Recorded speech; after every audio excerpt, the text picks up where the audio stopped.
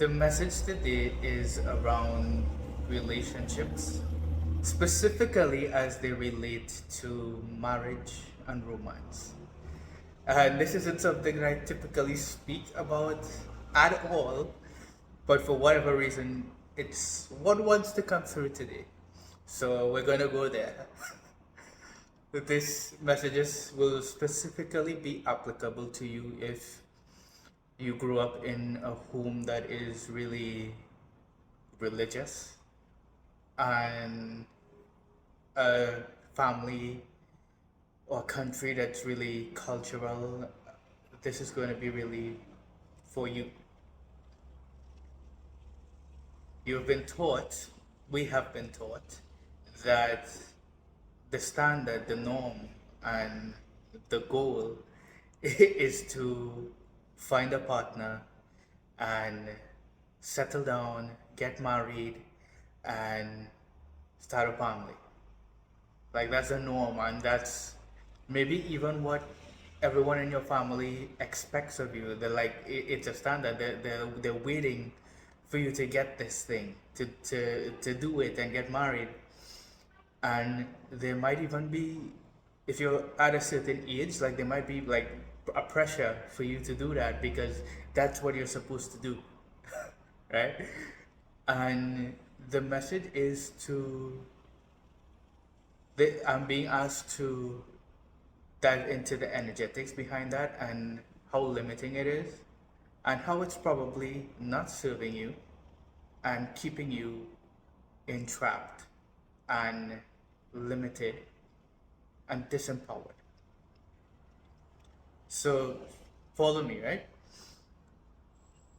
Because it's such standardized and it's the norm, we when we start dating or we're getting to know someone, that's what's in the back of our mind. You're on a first date with a woman or a man, and you the first thing as you're speaking to them is like, okay, I'm gonna if they have to check this list and that list, and once that looks good, then yeah, we could get married. Firstly, so I'm gonna dive into it from different angles, alright? Firstly, think of how much pressure you're placing on that other person from the get-go.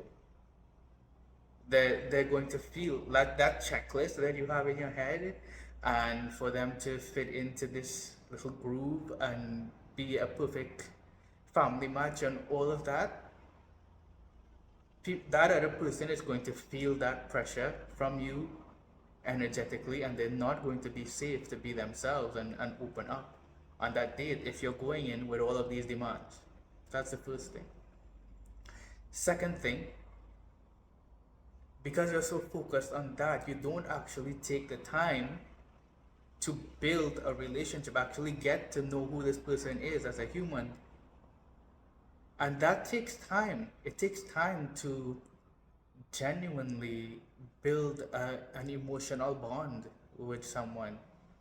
There's a lot of communication that needs to happen. There's a lot of trust and intimacy that needs to happen. And that can take months, years. But society doesn't set us up to cultivate deep, meaningful connections. It's pushing us to have these shallow checklist bullshit and expecting us to, once we find that checklist shallow thing, to run into it and accept that and live like that for the rest of our lives. So it's setting you up for a life of unhappiness in a nutshell, right? So the invitation, and for whatever reason I'm speaking about this today, the invitation is to really question these standards, these things that everyone just does because everyone else does it, because that's the culture, that's the norm, that's what religion, like Do you want to think about your family and the relationships, the marriage, husband wife relationships that exist there? Like, be honest and tune in, use your intuition. Does that feel like love to you? They're bickering, they're arguing, and I'm not saying that all relationships are going to have challenges, right? But again, observe your family and ask yourself, do you truly want the kind of relationships that they have? Do you want to live the rest of your life in a relationship like that? And if the answer is no, then I believe it was Einstein who has a quote that goes something like, insanity is doing the same thing over and over again and expecting a different result. If you follow this box of what everyone else in your family has done, you're going to get that. Don't expect a different result. That's what you're going to get, right? If you want real love, which you deserve, by the way, if you want to experience true emotional depth and romance and connection and amazing intimacy with a partner, you're going to have to go in the opposite direction of what everyone else in your family did. Because if you don't, then you'll just recreate what they have. So it's time to get really real and question these things. Forget about all of the noise and everyone's expectation of you. What do you want? What kind of relationship do you want? Do you even want to get married? I'm not against marriage. I think marriage is fine. But really take the time. Don't let that be the focus. Right?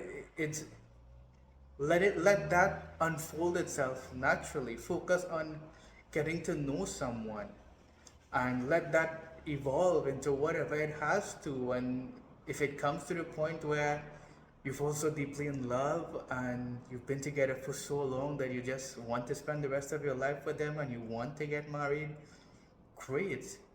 But don't let that be the requirement from the get-go.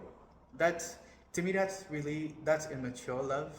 And I think we need to mature as a society. We need to get real and honest about, does this make sense? Like, what these things that we have been doing and that has been repeating over and over again, do they make sense?